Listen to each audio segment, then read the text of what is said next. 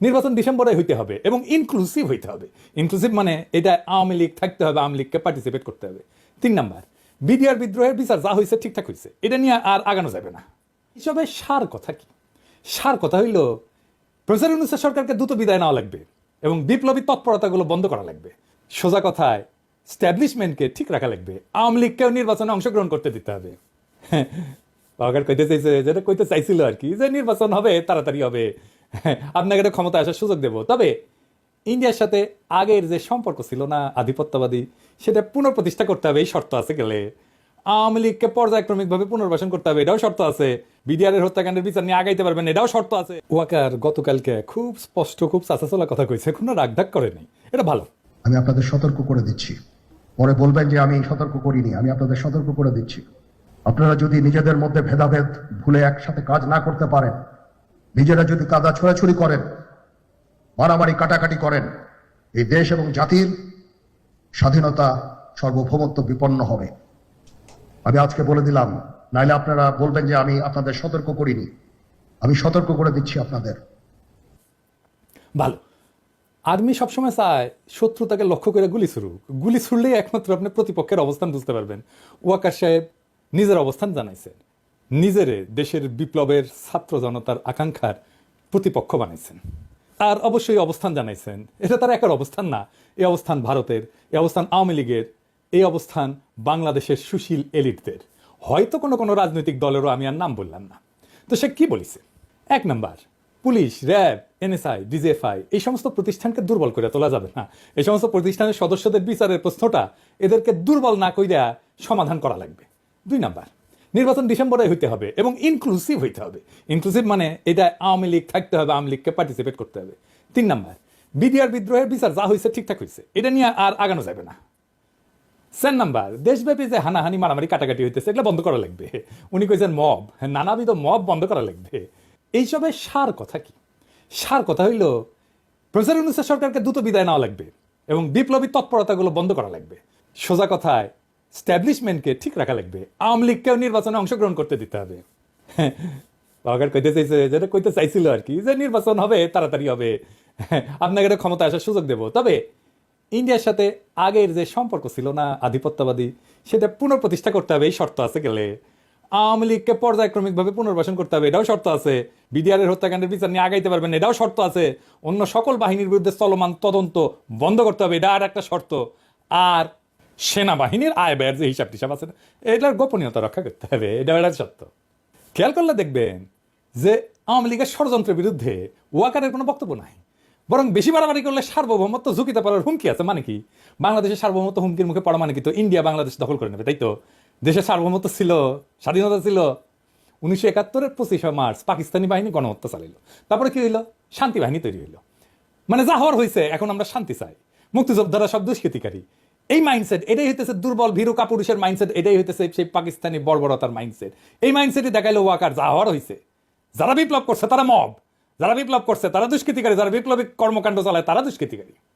একজন সাবেক city mayor যদি বলে যে শহরে আমরা দিনে চলতে পারি না, সেই শহরে আমরা রাতে ঘুমাইতে দেব না, শুনেন, আমাদের কথা স্পষ্ট, যে রাজধানীতে আমাদের মানুষ শান্তিপূর্ণভাবে দিনে ঘুরতে পারবে না, চলতে পারবে না, সেই রাজধানীর মানুষ রাতে ঘুমাতে পারবে না। আমরা সেইভাবে আমাদের তৈরি করে নিছি। আমাদের ডিসিশন, আমাদের মূল ব্যক্তি, আমাদের নেত্রী যেভাবে এখানে সাজেশন করবে, আমরা পরামর্শ কর্মে আমাদের যেখানে যার সাথে আলোচনা দরকার সেইটা করব। যেখানে হাসিনা বলে সহিংসতার নির্দেশ দেয়, শুনেন, 32 নম্বর যে হাত দিয়ে হাতুড়ি পিঠে ভেঙেছে আর ওই ট্রাক্টর চালিয়েছে, তাদের ওই হাত দিনের মতো এমন করে দিতে হবে যেন প্রতি মুহূর্তে হাতের দিকে তাকিয়ে এটা যেন মনে করে যে এই হাত দিয়ে 32 নম্বর ভেঙেছে। এটা পারবে কি তোমরা? সেটা আমাকে বলো, ওটা আমি চাই। সকলের ছবি আছে, খুঁজে খুঁজে বের করো কে কোথায় বেঁচে থাকবে সারা জীবন আর ওই হাত দেখবে। এটাই আমি চাই, আর কিছু চাই না। আর যেখানে আওয়ামী লীগেরা প্রকাশ্যে এরে ওরে জবাই করার কথা বলে, শুনেন, আমার জবাই করার কথা বলছে। পিনাকি ভট্টাচার্য ফ্রান্সের একটা লয়ের কথা বলি, if you kill someone you don't need to death penalty, maybe life in the prison 10 years 12 years। ফ্রান্সে কি বাংলাদেশের মানুষ নাই? পিনাকির মতন একটা কুকুর এই ধরনের কাজ করে যাবে আর বাংলাদেশের মানুষ এখানে বসে আছে?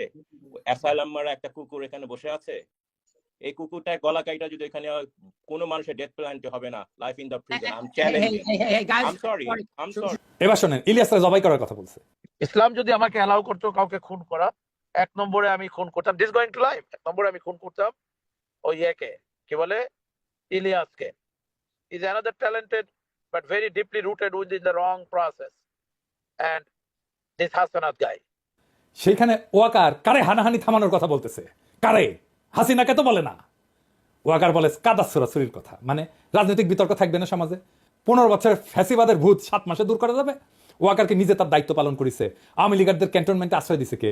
দুর্বৃত্ত জেনারেলদের নিরাপদে পালায় যেতে সাহায্য করছে কে? দেশের রাজনৈতিক পট পরিবর্তনের সময় ইন্ডিয়ান সেনা প্রধানের সাথে সার্বক্ষণিক যোগাযোগ রাখছে কে? এই ওয়াকার। শুনেন ইন্ডিয়ান সেনা প্রধান কি বলে। I'm in touch with the chief of Bangladesh during the time of when this changeover took place. I was in constant touch with him, and even thereafter, in November 24, we had a video conference also. As far as the military cooperation is concerned, is again going up in the same way.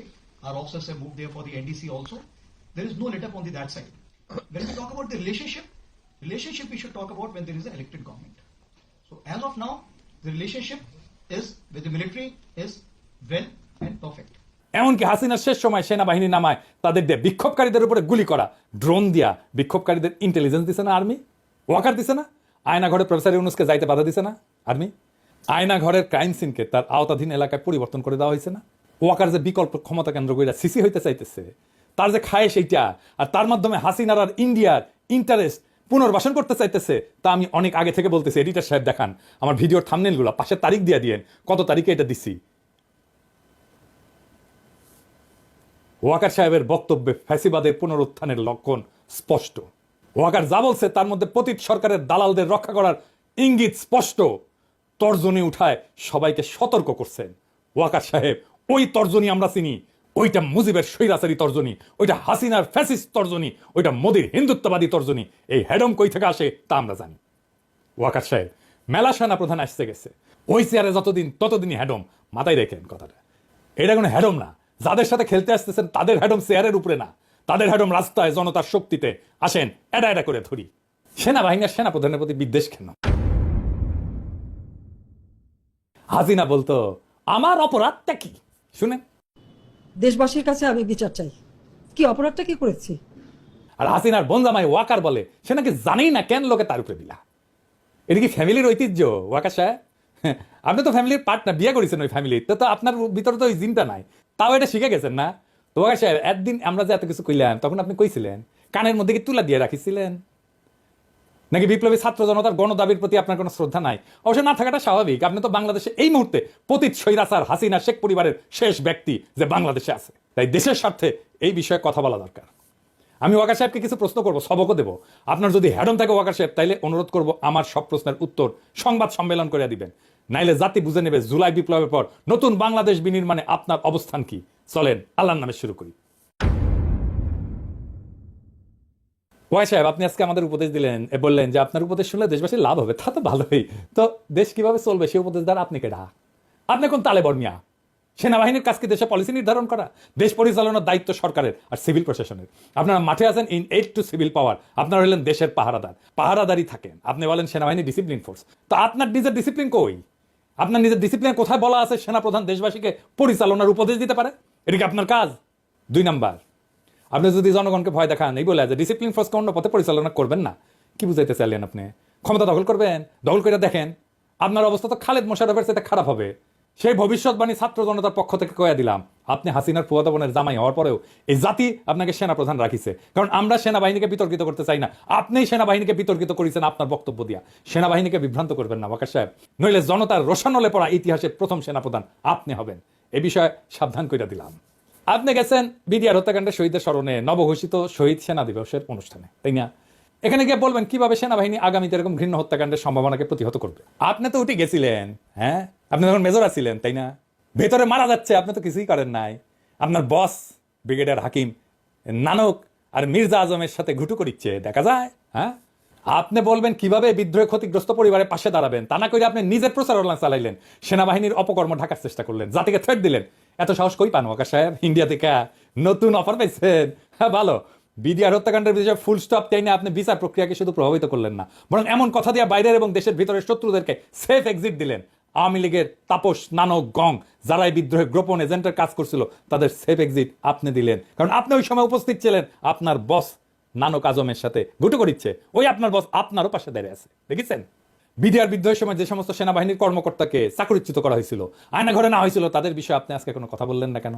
নাকি তাদেরকে আমরা লাইভে এনে কিভাবে আপনার হাসিনা আর general Tarique Siddiqui BDR হত্যাকাণ্ডের তদন্তের report বদলে দিছিল তা প্রকাশ করে দিব? অনেক রেকর্ড আমাদের কাছে আছে। আমরা এই সমস্ত বলি না, কারণ আমাদের সম্মানিত শ্রদ্ধাভাজন বিডিআর হত্যাকাণ্ডের যে কমিশন হয়েছে তার প্রধান উনি কাজ করতেছেন, ওনারা আমরা কাজ করতে দিই। আপনি কইছেন বিডিআর এর সদস্যরা খুন খারাপি করেছে, কিন্তু নিহত সেনা অফিসারের স্ত্রী বলে সে হিন্দিতে কথা বলতে শুনেছে, তার কি হবে শুনেন। এই বর্বরতা কোনো সেনা সদস্য করেনি, সম্পূর্ণটাই তদানীন্তন বিজিবি সদস্য দ্বারা সংঘটিত। Full stop. এখানে কোনো ইফ এবং বাট নাই। তো পিলখানাতে কখনোই সৈনিকরা এভাবে মানে সমস্ত সৈনিক মিলে এই হত্যাকাণ্ড ঘটাতে পারে না। আমি নিজে সবচেয়ে বড় প্রমাণ। হ্যাঁ, আমার রুমে গিয়েছিল হিন্দি ভাষীরা। বিডিআর আমার হাজবেন্ডের সাথে আমি 3.5 বছর ছিলাম পিলখানাতে, আমি বিডিআরে। তো আমি কখনো 3.5 বছরে শুনিনি কোনো সৈনিক কোনো সময় হিন্দিতে কথা বলতে। শুধুমাত্র 25 ফেব্রুয়ারিতে শুনেছিলাম 3 জনের মুখে। আর আমার হাজবেন্ড দরবার হলে থেকে আমাকে ফোনে বলেছিল ইন্ডিয়ান্স, এনএসজি এবং ইন্ডিয়ান্স। বিডিআর হত্যাকাণ্ডের বিচার যদি ন্যায় বিচার হয় তাহলে কমিশন কেন হইল? কমিশন হওয়ার তো কোনো কারণ নাই। জেনারেল মুজিবের মতো একটা ক্রিমিনালকে আপনার সেনাবাহিনী পাহারা দিতে পারে না।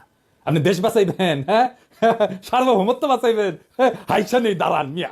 এই বিষয়ে আপনার আর্মি অ্যাক্টের 1952-44 ধারায় এটা লেখা আছে ইংরেজিত। এডিটর সাহেব পাশে দেখান, ইংরেজিত যেহেতু কইছে ঠিকই কইছে, তাই না? আমি না বাংলা করে দিই, আমি তো ইংরেজি বুঝি না। এনে লেখা আছে এই আইনের আওতাধীন কোনো ব্যক্তি যদি অনুমতি ব্যতীত ইচ্ছাকৃতভাবে কোনো বন্দী বা সেবামূলক হেফাজতে রাখা ব্যক্তিকে মুক্তি দেয়, তবে তাকে কোর্ট মার্শালের মাধ্যমে দোষী সাব্যস্ত করা হলে কঠোর কারাদণ্ডে দণ্ডিত করা হবে, যার মেয়াদ 14 বছর পর্যন্ত হইতে পারে, অথবা এই আইনে উল্লেখিত অন্য কোনো লঘু শাস্তি প্রদান করা যাইতে পারে। তো ঠিকই কইছে না? ইংরেজিত কইছে। তো মুজিব পালানোর পর কোর্ট মার্শাল করছিলেন কেন হয় নাই? ওকা সাহেব, জনগণকে কি ভূগোল বাজান না ইতিহাস বুঝান? জনগণকে কি ভাবেন? নাটক এর দায় সেনা প্রধান হিসেবে আপনি কিভাবে এড়াইবেন? আপনার নাটকের ব্যাপারে সেজানের গানের লাইন বলে দিতেছি, তো দালাল রে মায়ের রে মাইরা দেশের বাইরে, মেসেজ ক্লিয়ার, ফুল স্টপ। আমাদের চুপ রাখতে পারবেন না, আমরা কথা বলবোই। তা এইভাবে আইনের ভিত্তিতে বলবো, আইন দেখায় দেখায় বলবো। প্রিয় সৈনিকেরা, দেখেছেন আপনার জেনারেল কি করেছে? দেখেছেন? দেখেন, আপনি কইছেন যে আমরা যেন সেনাবাহিনীকে বিতর্কিত না করি। আমরা আপনাকে বলতেছি আপনি ইন্ডিয়ার দালালি করার জন্য সেনাবাহিনীকে বিতর্কিত করেন না। আয়নাঘর পরিদর্শনে প্রধান উপদেষ্টারে কে বাধা দিছে? আপনি। গুম কমিশনের কাছে কে বাধা দিছে? আপনি। র্যাবের টিএফআই সেলে আন্তর্জাতিক অপরাধ ট্রাইব্যুনালের চিফ প্রসিকিউটরের পরিদর্শনের সময় টাইম বোমা পাওয়া গেছে, আপনার সেনাবাহিনী কখন ফেলতেছিল? এই সেলটা আপনাদের সেনাবাহিনীর লোকদের পরিচালনা করা হইতো, তাই না? হিসাব করে কথা কইবেন ওয়াকার সাহেব। আপনার সিল মারার টাইম এসে গেছে। আয়নাঘরের মতো যে সমস্ত টর্চার সেল আপনি সেনাবাহিনীতে রাখিছেন বা এদের মূল হাতাদের রক্ষায় আপনার যে ভূমিকা, সেই বিষয়ে আর্মি অ্যাক্টের 1952 ধারা 51-তে কি কওয়া আছে ইংরেজি? হ্যাঁ, কি কওয়া আছে? এডিটর সাহেব দেখান পাশে, ইংরেজি যেহেতু কইছে ওয়াকার সাহেব ঠিকই কইছে, তাই না? তো আমরা তো আর ইংরেজি বুঝি না, আমরা না বাংলা কইরা দেখি। হ্যাঁ, কি কইছে? এই আইনের আওতাধীন কোনো ব্যক্তি যদি বৈধ কারণ ছাড়া কোনো ব্যক্তিকে গ্রেপ্তার, আটক রাখে, কিন্তু তাকে বিচারিক প্রক্রিয়ার সম্মুখীন না করে বা তার মামলাটি যথাযথ কর্তৃপক্ষের কাছে তদন্তের জন্য উপস্থাপন করতে ব্যর্থ হয়, তবে তাকে কোর্ট মার্শালের মাধ্যমে দোষী সাব্যস্ত করা হইলে কঠোর কারাদণ্ডে দণ্ডিত করা হবে, যার মেয়াদ 2 বছর পর্যন্ত হইতে পারে, অথবা এই আইনে উল্লেখিত অন্য কোনো লঘু শাস্তি প্রদান করা যেতে পারে। হ্যাঁ সৈনিক ভাইরা, দেখেছেন? হ্যাঁ দেখেছেন সেনা আইনে কি আছে? আপনাদের জেনারেলরা কি করেছে দেখেছেন? তো আগা সাহেব, কোর্ট মার্শাল কই তা না কইরা আপনি কমিশনের কাছে বাধা দিচ্ছেন নাকি হুকুমের আসামি হিসেবে ফাইসে যাওয়ার ভয় দেখতেছেন? অনেক সুযোগ দিচ্ছি আপনারে। আপনি দেশের কাজ না কইরা হাসিনার, ইন্ডিয়ার আর আওয়ামী লীগের পুনর্বাসনের জন্য কাজ করতেছেন। তা আপনি তো ফিজিক্যালি আনফিট, আপনার হার্টের নাকি সমস্যা। তো কি সমস্যা? আপনি কিভাবে সেনা প্রধান হয়েছেন তা কি আমরা জানি না? স্বৈরাচারের আত্মীয় কোটায় আপনি সেনা প্রধান হয়েছেন, হাসিনার আত্মীয় কোটায়। আপনাদের নিরপেক্ষ ভোট দিয়ে স্বাস্থ্য পরীক্ষার আহ্বান জানাইতেছি। দেশের সার্বভৌমত্ব আপনার মতো দুর্বল হৃদয়ের ভারতবাদী সেনা প্রধান দেওয়া হবে না। ভয় আমরাও দেখাইতে পারি, ভয় আমাদের চিরজীবনই দেখাইছে। হ্যাঁ, ভয়ে ভয়ে ভয় জীবনটাই কেটে গেছে। ভয় হাসিনাও দেখাইছিল, ওই ভয় আমাদের দেখায় না। খাড়া হইয়া দাঁড়াইতে পারেন না, দুর্বল হাট, মোটা ভুড়ি, আবার ডর দেখান। আসলে ডরাইছি। আপনি তো হাসিনারে তেলাইতে তেলাইতে জীবন নষ্টাগত। শহীদ সেনা দিবসের বক্তব্যে বললেন আমার সাথে ডক্টর ইউনূসের কথা হয়েছে। তো মাননীয় প্রধান উপদেষ্টা কি আপনার খালু লাগে? শাশুড়িকে তো আম্মা দেখতেন, এখন সম্মানের এত অভাব কেন? সরকারকে মানতে ইচ্ছা করে না নাকি সরকার পছন্দ হয় নাই? আমাদের জনগণের আপনাকে পছন্দ ছিল না। প্রফেসর ইউনূসের কারণে আপনারা আমরা কিছু বলি নাই, কিন্তু আপনার স্বভাব তো আওয়ামী লীগের মতো। আসেন আপনারা মিলিটারি একাডেমি শিখাইতে যেটা পারে নাই তা আজকে শিখাই দিই। আসেন ওয়াকার সাহেব, আপনারা এনা ক্লাস নিন, একটু ওয়ারেন্ট অফ প্রেসিডেন্স দেখি। ওয়ারেন্ট অফ প্রেসিডেন্স হইল সেই আইন যার দ্বারা সরকারের বিভিন্ন পদের পারস্পরিক জ্যেষ্ঠতা নির্ধারণ করা হয়, কে কার চাইতে বড়। সেখানে মাননীয় প্রধান উপদেষ্টার অবস্থান 2 নম্বরে, আপনার অবস্থান 12 নম্বরে, তাও মন্ত্রী পরিষদ সচিবের পরে। তার মানে আপনি এক বক্তব্যে 2টা বেয়াদবি করেছেন। প্রথম বেয়াদবি আপনি মাননীয় প্রধান উপদেষ্টাকে ডক্টর ইউনূস বলে সম্বোধন করেছেন, আবার আরো বলছেন যে সকল প্রতিষ্ঠান ভেঙে পড়ছে, শুধু সেনাবাহিনী টিকে আছে। আপনি এই কথা দিয়ে পুরো সিভিল প্রশাসনকে অপমান করেছেন, যার প্রাতিষ্ঠানিক অভিভাবক মন্ত্রী পরিষদ সচিব। আপনি আপনার 2 জন সুপিরিয়রকে অপমান করেছেন। আপনার এই সাহসকে দিল ওয়ারেন্ট অফ প্রেসিডেন্স ভাঙার, এইটা আপনি চাকরি বিধি লঙ্ঘন করেছেন। আর্মি অ্যাক্ট 1952 ধারা 33 মতে, ইংরেজি যেহেতু কইছে ঠিকই কইছে তাই না, পাশে লিখে দেন।